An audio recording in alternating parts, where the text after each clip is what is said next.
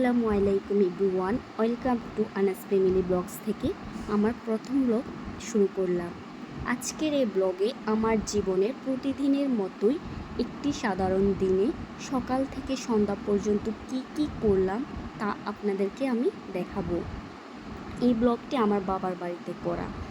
তো সকালবেলায় 1 কাপ চা খেয়ে রুটি খেয়ে নিলাম, তারপর একটু রসমালাই খেয়ে ছাদে চলে গেলাম। আজকের দিনের ওয়েদার অনেক বেশি সুন্দর, একটু রোদ ভাব, আবার হঠাৎ করেই বৃষ্টি, একটা ঠান্ডা ঠান্ডা পরিবেশ। এরকম দিনে চারপাশে প্রকৃতি দেখতে অনেক ভালো লাগে। তো আমি ছাদ থেকে একটু প্রকৃতির ছবি ভিডিও ক্যাপচার করে নিচ্ছি। ব্লগটি যদি আমার বাবার বাড়িতে না হতো তাহলে আমার সকালটি একটু অন্যরকমভাবে আপনারা দেখতে পেতেন। তো হঠাৎ করে রাস্তার ওই সাইডে বৃষ্টি শুরু হলো, আর প্রায় 5 মিনিট পর আমাদের ছাদের দিকে বৃষ্টি আসলো। কি অদ্ভুত, তাই না? দেখুন, রাস্তার এই সাইডে বৃষ্টি নাই, কিন্তু ওই সাইডে বৃষ্টি হচ্ছে। ভিডিওতে আপনারা দেখতে পাচ্ছেন কি না আমি জানি না, আমি চেষ্টা করেছি আপনাদেরকে দেখানোর। আপনারা ভালোভাবে দেখলে হয়তোবা বুঝতে পারবেন। নিচে এসে দেখলাম আব্বু বাজার থেকে মাছ নিয়ে আসলো। তো দুপুরের জন্য আম্মুকে বললাম এরকম ওয়েদারের জন্য বুনা খিচুড়ি রান্না করতে।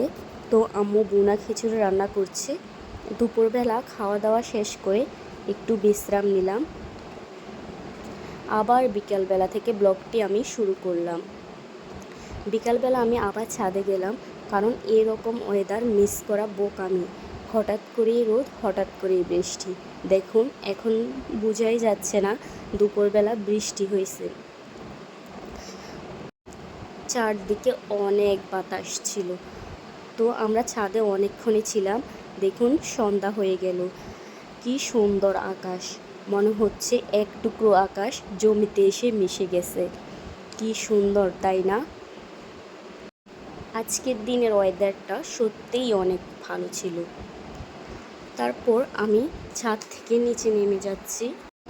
নিচে নেমে আমি সন্ধ্যার নাস্তা করে নিব। এই ব্লগটি যেহেতু আমার জীবনের প্রথম করা ব্লগ, সেহেতু একটু ভুল হবেই। ভুলগুলো আপনারা ক্ষমা দৃষ্টিতে দেখবেন। তো এই তো সন্ধ্যার নাস্তা করে নিচ্ছি। নাস্তা খাওয়ার অনেকক্ষণ পরে রাতের খাবার খেয়ে আমি ঘুমিয়ে পড়লাম। তো এই ব্লগটি এখানেই শেষ করছি। আসসালামু আলাইকুম।